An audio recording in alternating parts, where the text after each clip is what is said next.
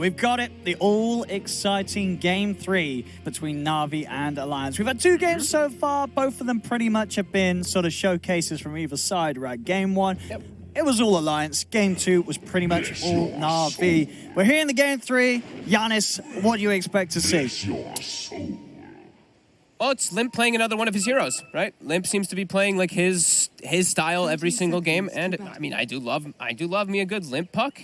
Should have a pretty okay start in that mid matchup, of course, versus Shadow Fiend, as you have that huge base damage advantage. So definitely going to be looking at how well he does there, because he definitely could just own Magical at least those first few waves, and then you get that big lead at the start. We'll probably see the raises just get skilled immediately, as always, as we see on the Shadow Fiend in these type of occasions, so that he can actually last. He already has the 2 mangles already prepped, so you'd imagine so he can secure that range creep.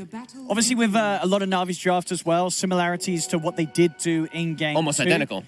Do you think that's is that a wise move, or do you think that's something that Alliance have clearly switched up their draft in response to? And I feel like we've seen before, you know, teams when they do stick to a very similar draft game into the next one, it does get countered. I do think they definitely have some stuff in preparation. I don't know if they like knew exactly that the Centaur was going to be coming around or anything like that, but they have Puck and Treant Protector versus the Centaur. This is excellent heroes versus that, because you pop the Stampede, if you get them inside of the root or inside of that coil, they're kind of just stuck there. Right away we see those raises versus the orbs, and Limp has a pretty good positioning here at the lane, because he's going to be able to, if he's able to secure these, he can actually further pressure if he goes for on top of the Shadow Fiend here on this next wave. With that phase shift, he can dodge some of the raises too, and mess with SF Lasses. Yeah, Limp should have a good time here anyway, so. And there's also other things they have in this game that we don't really see traditionally too often anymore, but Puck and Lifestealer. There's an Infest Bomb in this game, and there is a Drow Ranger. Infest Bomb versus Drow is pretty scary if they can just, you know, accomplish it, which they should be able to with the way that their draft is. They also have ways to protect versus the Doom this time, unlike last time. They actually have a hero that can heal. You know, that Abaddon will be able to actually hopefully counteract a little bit of that Doom for the side of Alliance. Well, Na'Vi, though, like you said, very similar draft to last time, but they don't have the Disruptor, which I felt was actually massive for them. It did feel Ilias got game. so many plays where he caught like Alliance overextending, and then he would glimpse them back out of position, so that was one thing that I felt was so big. They definitely do still have catch, but you are going to feel that lack of Disruptor for sure. Yeah, and the catching Puck should be pretty damn difficult. They've got the Sinister Gaze, right? They've got a Gust, but what's the real lockdown for a Puck in this game? Like Centaur stun, sure too, but they're tough. They can be pretty hard ones to land, so Puck could have a pretty good time being very elusive. And Pasha's taking him for a walk. This is a little weird here. Look at a bit of a walk. Look at this. From the off lane all the way down and over into the sort of safe lane jungle area. Okay. As I mean, it's what Fada and Hanskin, they're staying persistent. Obviously, for Pasha, it's a little more painful. He is the man who needs the farm. Right. That's that position 3. And he is now going to TP back to the lane top, but the creep wave... Where's it going to go? Is poured over. You know, Nico Baby's got control. He's trying to find a wave. He's finally found one, Pasha. Oh, look at the Radiant creeps. Where are they? Are they going to go to the mid lane then? Or where the hell is these going? Okay, range creep's going to go there, but melee creeps... Okay, one of them went to mid, another one's traversing across the river. So we've got... I believe a few of those melee creeps went to the mid lane, and then one range creep is like, I'll just take the other path. I didn't really care. I love when I see that.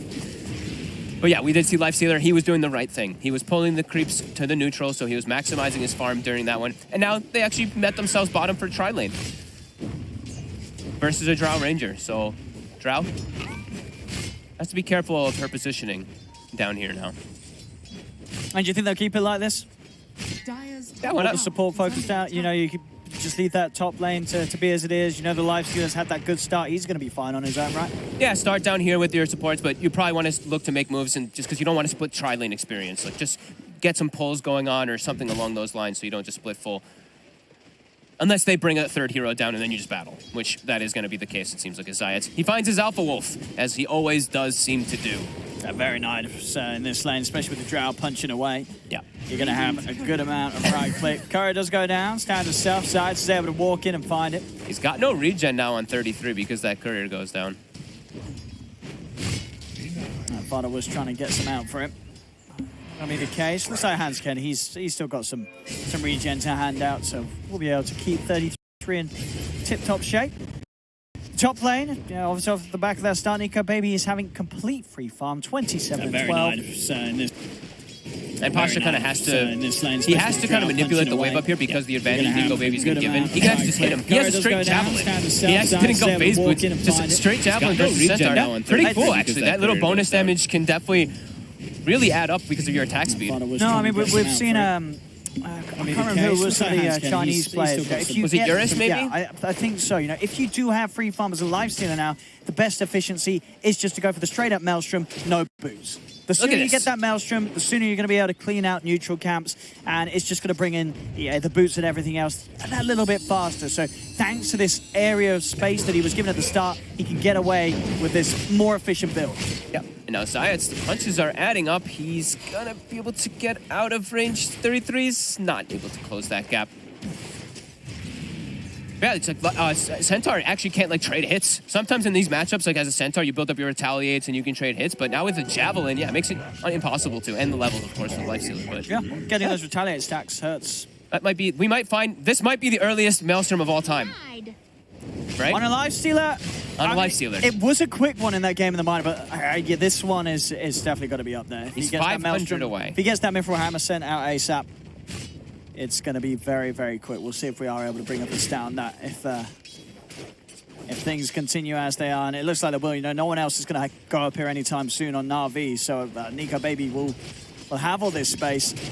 I mean, this is cool, right? Like, that's going to be pretty insane. Mid, pretty much dead even. First few waves, Limp was doing excellent, but then SF, you get your levels. You're able to just always constantly put those raises and push the wave in. And he's pretty much got it done. All right. So 6 minute Maelstrom if he does choose to buy it and bring it out. Ruin being checked. Nicely done there by Zayats. Since he does have a bottle versus bottle matchup, you want to have your supports checking those. Yeah, make sure. And yeah, that's Maelstrom is done. It's on the way on its courier. Okay. So 6-0, I believe it was like 6:05-ish when we saw it. It's a 6 minute. It's probably, I think it's probably one of the fastest ones we've ever seen, if not the fastest ever. Down bottom. Crystallize. Has had the Frost Shield. Father's going to try and get the Slow of the Nature's Grasp. Once Crystallize. They're going to use the Dream Coil here. They really want to get a kill out of this rotation, and they will. They'll find Zayats. He so wanted the Drow Ranger there. He tried to even waiting forward or before. Yeah, he just couldn't get on there. That's 4 heroes hunting for that. That just looks weird. I mean, as I said, but it's perfectly fine. Oh, right? sure. You got 4 points now in the passive, so you have great attack speed. Your farm rate is just going to go through the roof. Yeah, looks like so we did have another fast one this tournament, but indeed this one 42 seconds faster than that other timing that we saw earlier this tournament. So insane. Very, very impressive. And honestly, you just got to keep your eyes on that Lifestealer. Nico Baby's farm is going to skyrocket unless Na'Vi can get over there and do something to slow him down. Bottom lane, 33. He's feeling the power of this tri-lane. Na'Vi will, this time around, be able to kill him off. Yeah, this tri-lane is definitely a problem for Alliance. This Alpha Wolf aura is way too strong with the Drow Ranger sitting in the back lines. And they have great ways to just like run at you. You put the Frost Shield on the Doom, and that's exactly what we saw. 33, he's getting slowed down quite heavily. And compared to Pasha, who's level 6, he's 2,200 net worth. Loving life up here. Even though he's versus this Maelstrom Lifestealer, he's still getting his own farm. So I think Limp is probably going to be the one that tries to bail them out. Whenever he does see an opportunity for him to TP or set up on that bottom lane, he will more than likely. Actually, no, they decide, you know what? Screw it. Let's just move the lanes. Lifestealer goes bottom, and they send the Abaddon top. Okay, that's another approach. I think we're going to see Na'Vi switch something around in response to that. Yeah, they already completely left the bottom lane. As soon as Nico Baby did show himself. As Brown Boots coming out, of course, Phase Boots will be done very, very shortly. A tip? It's because he got the ward in the mid lane. Well, mid lane that has gone very, very even. He's got a haste rune. So Limp, we're probably going to see him get very active, and now 33. He's got to just kind of run around here. I mean, if they want, they have the Stampede, and of course 33 yet to hit level 6, so no borrowed time. They'll use that Stampede, get Magical in position.